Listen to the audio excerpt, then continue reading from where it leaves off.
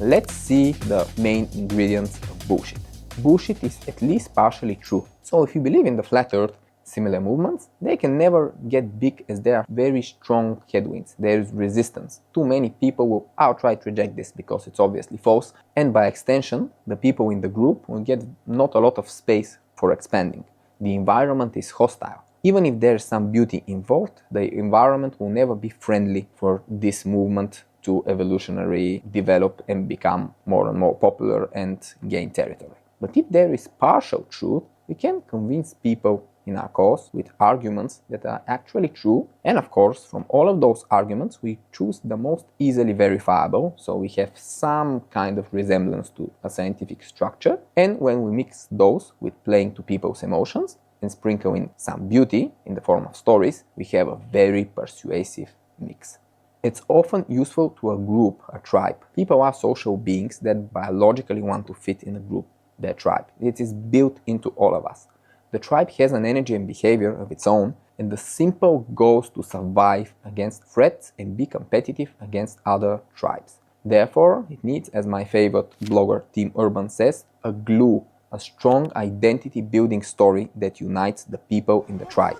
United tribes are powerful and competitive, while, of course, ununited, disorganized tribes, they lose the evolutionary battle and are devoured by the stronger tribes. So all the long-term surviving tribes are powerful, big, and very united. And over time, they recruit people from less competitive tribes using all kinds of combinations of brute force, coercion, incentives, carrots and sticks in all possible ways. The uniting story of the tribe has to be emotional and beautiful in order to be sticky enough to work, in order to replicate its story genes in the evolutionary battle. There is no incentive for truth in it. In theory, it can be true, as the word is chaotic and has a ton of potential emotion and beautiful stories, of which very few are actually true just by mere chance and statistics.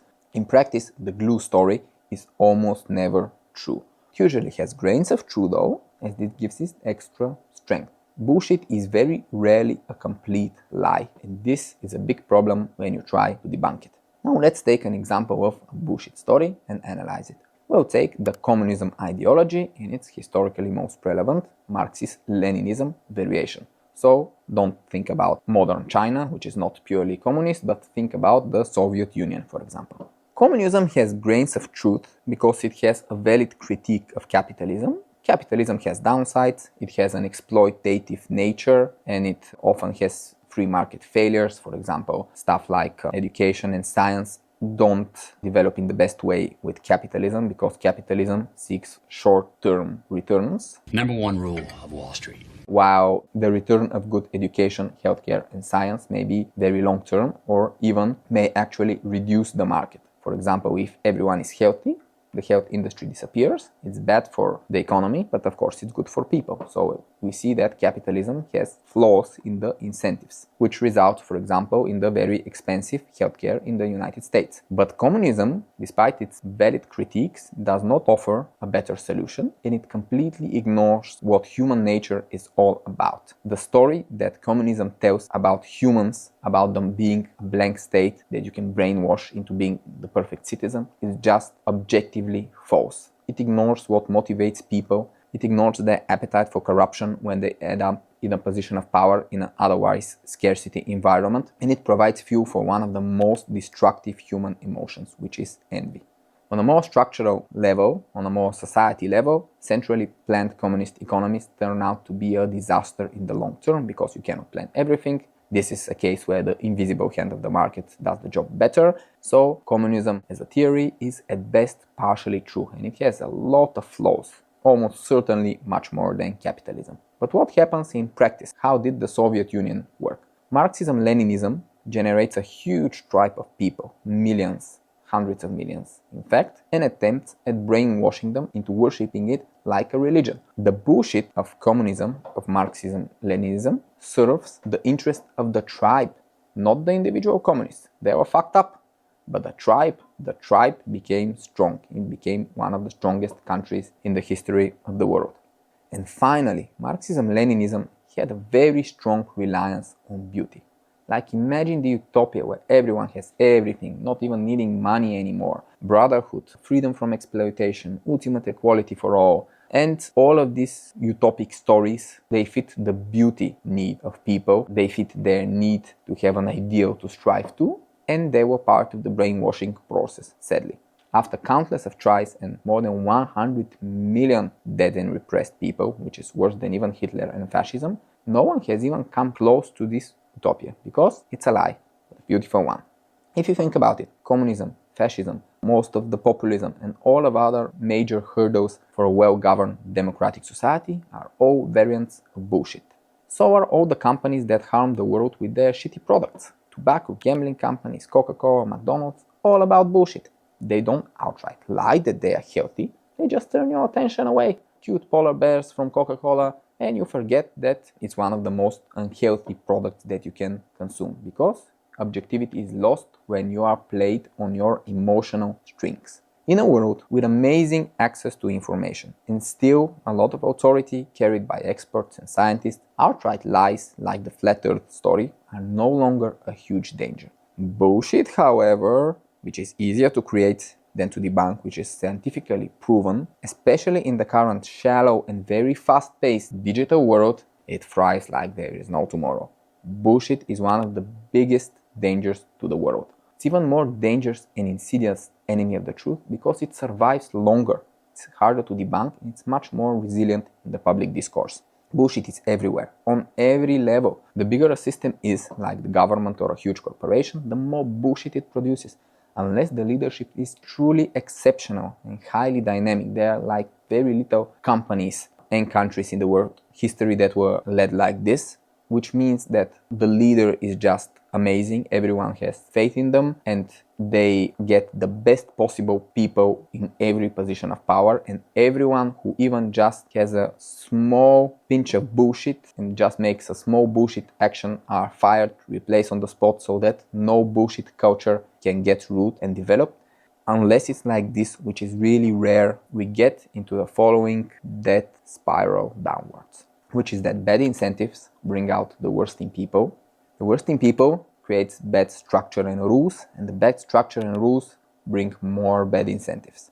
And when you get into this spiral, even if the people are just okay, decent people, they become their actions, they become bullshit actions.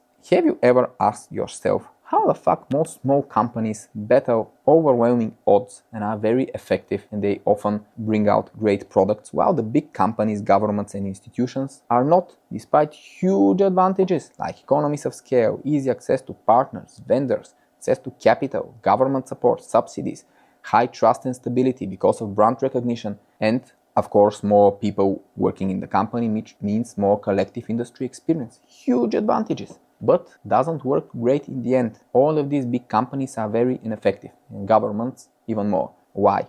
We believe that the reason is because people working in big companies, governments and institutions are separated into departments. And these departments, in the so-called budget organizations, are competing for spotlight and funding, which means that instead of having one big team that tries to go in the right direction, we have many small teams that think more how to fuck up the next team that competes for funding and attention and spotlight, then they think about how to cooperate. When those departments go many levels deep, we have a lot of passive sabotage. So you have the chance of proactively helping another department, sometimes another co-worker, but it makes your life more complicated and takes the spotlight away from you, from your department, and gives it to someone else. And since less than perfect managers oversee this, don't see your contribution, but see the success of someone else, especially if it's structural, especially if it's another department, what happens is passive sabotage, which means you don't help. You do nothing. You see how to improve the situation of the other department, but you do nothing. This way, you don't create extra work for yourself and your department, and you don't feed the very valuable currency of spotlight and the even more direct currency of funding to your competitors for a piece of the budget. And this is a huge problem. And this is a problem when we go into bullshit territory. If everyone valued highly the truth in big organizations and they were not overflowing with bullshit, passive sabotage would not happen. But if we get into the downward spiral that we talked about, with bad incentives, bad rules and structure, and people bringing out the worst, not the best, in themselves and others, then eventually we get enough bullshit that we have passive sabotage, and once we have passive sabotage, there's no going back. Eventually the death spiral continues, and then we get active sabotage, which means extremely toxic people in organizations. One toxic person in an organization, which is toxic enough, can ruin the work and the output of hundreds of people, because it's easier to destroy, especially in terms of relationships and trust, than to build.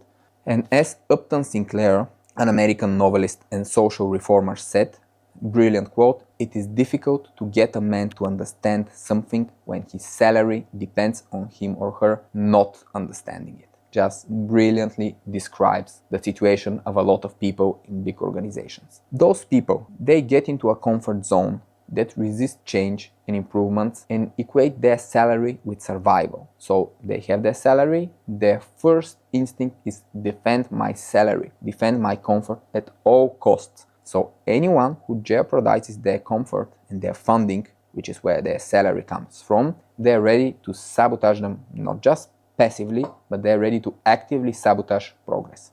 Wait, there's an example even worse, if you can imagine that. It's when one huge rich organization offers a bunch of overpriced shitty services, which are very typically IT or consulting services, to another huge rich organization. For example, one can be a big corporation, another can be a government. Both organizations are just exploding with bullshit and totally detached from reality. Organization 1 has a shitty product, the best salespeople, high brand trust, and has the budget for kickbacks, corporate gifts, and so on. You know how it works. Organization 2 has day job bureaucrats who make decisions about millions of dollars. Their managers are also completely clueless. Independent experts are consulted, and together they make a decision without understanding how bullshit sales works. And here is a result of this situation. In September 2023, the city of Birmingham, one of the largest municipalities in the whole of Europe, declared bankruptcy. Now, we are used to seeing this in the US, where, for example, Detroit declared bankruptcy, but in Europe it's quite unusual. How did it happen? Everyone had their political story, like the right, the left, all had their theories. But the story that actually happened is not pretty for anyone, because after 131 million British pounds were spent on Oracle accounting and HR software. I repeat, this is more than 100 million pounds for fucking software that never properly worked, resulting in more than 70,000 transaction errors. I don't know how many transactions a big municipality has, but this is a fucking lot of errors. The city council could not monitor its own balance sheet. Imagine, huge organization doesn't know how much money they have. Crazy stuff. They ran out of money because they didn't know how much money they had, and they had to announce it publicly because they had to stop paying their bills. And after a 5-month audit, it was still unclear how much they are in the red. This is the price of extreme bullshit, the huge cost, because they trusted Oracle. This is where our world is going if we don't fight for the truth, because bullshit always have the incentive to conquer more territory. The push and pull evolutionary forces will always push bullshit forward, because someone somewhere gets 131 million pounds for a software that doesn't work, and in the end bears no responsibility. And there is one more huge generator of bullshit, which is connected to the public perception of success. We live in a chaotic world where adaptive people succeed by constantly adapting, which often includes doing ugly stuff or unethical. But once they succeed and they are in the spotlight and there are the microphones and the cameras and they are asked, how did you succeed? They either can't afford to, because, for example, it's a public company or a big brand and they cannot afford to tarnish the image of what they created, or they simply don't want to because they just don't have the honesty and the vulnerability to tell the full ugly truth story. Instead, well, they can't outright lie because they are, people who saw what happened, but they tell a half-lie, a bullshit story instead. How does a bullshit story about success look like? Well, you did, let's say, 20 things in order to make it a huge success, and one of them brought all the success, made all the difference, and is very often the ugliest thing you attempted. Why the ugliest? Well, the competition didn't have the guts to do it. They didn't have the balls. You did it, you succeeded, but then it looks very bad what you did. It may not be illegal, but it just looks ugly. It may seem unethical, at least. So, what do? As a founder, you ignore what you did, and in the public's eyes, and sometimes even in your eyes, you pick 5 or 10 really nice, really clever things that you did that actually made close to zero difference for your success, and you don't tell about the ugly thing that you did that actually brought most of the success. So what's the harm in that? Okay, it's not even actually a lie, like they ask you what you did and you tell almost the whole truth. The problem is that people look up to successful people and actually they expect to get success and create value in this world by copying the actions of other successful people before them. And if you lie about the actual truth about what made someone successful, the end result is that people go into very wrong ways, and instead of creating value, they destroy value because they do things that don't actually create value, and they lose their time and their money, their investments, the investments of their investors. They waste a lot going the wrong road. The picture became pretty bleak. Biology is not on our side. Social evolution creates more bullshit. Is there hope at all? Yes, the hope is in you. You have the potential to rise above the bullshit and dare to fight for the truth. It's not an easy fight, but it's very fulfilling once you get going. In order to make a difference, you have to understand the nature of the struggle between truth and bullshit, and it's not what it seems.